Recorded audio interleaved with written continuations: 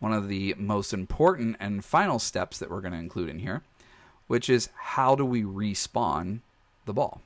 So we're going to create a little trigger zone, and a trigger zone is just going to be a place that if I touch it, it's going to reset my variable count back to 3.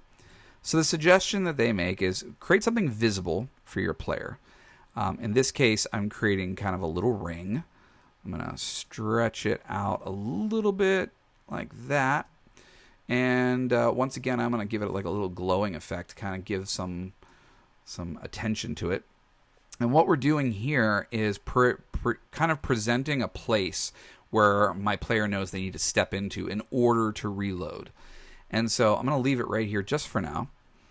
And then the second thing that we're going to do is we're going to add a trigger block. So we go to Special and we go back to Trigger. And I'm going to hold the Shift key so it kind of centers it. And once again, I want this object to be something that is taking up the approximate space of this torus that I created here so that we have a way to kind of say this is where you should be standing if this thing is triggered. And so it might help just to kind of take a little walk around it, make sure that everything seems like it's in the right distance.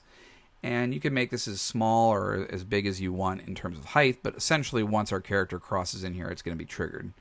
So what is the trigger? Well, make sure you've selected it and go to Events. And what we're going to do is say Add New Event. And again, this is an issue of entering by another object. So we'll say Entered by Object. And then we're going to say, what is that entering object? What's the thing that's coming in? Well, it's my player. And what we're going to do is under the words do nothing, we're going to go and look for that global message we created before called reload. And I'm going to put that in here. Now it knows that back on that spawner group that I created, that it should reset the variable to 3. It basically reloads my character, which is a very cool feature. And what you want to do is you want to select these two objects and we want to group them because we're going to keep them together.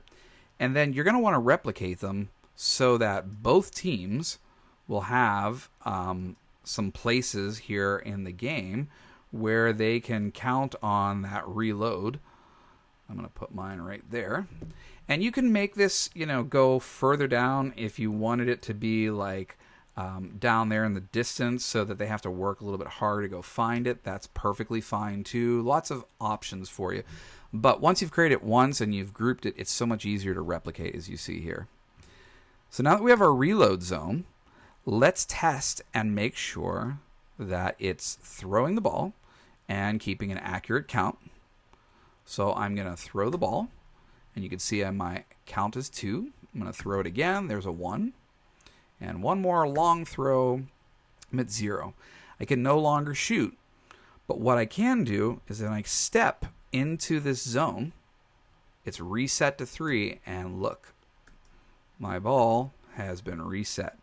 And I would have to go back over that trigger spot again in order to get 3 new balls to throw. And that could mean that what I might do is go all the way down here, and I might choose to go on to this one. And of course, in the melee of the game, you're probably going to be shooting and jumping and crouching and hopefully not getting targeted.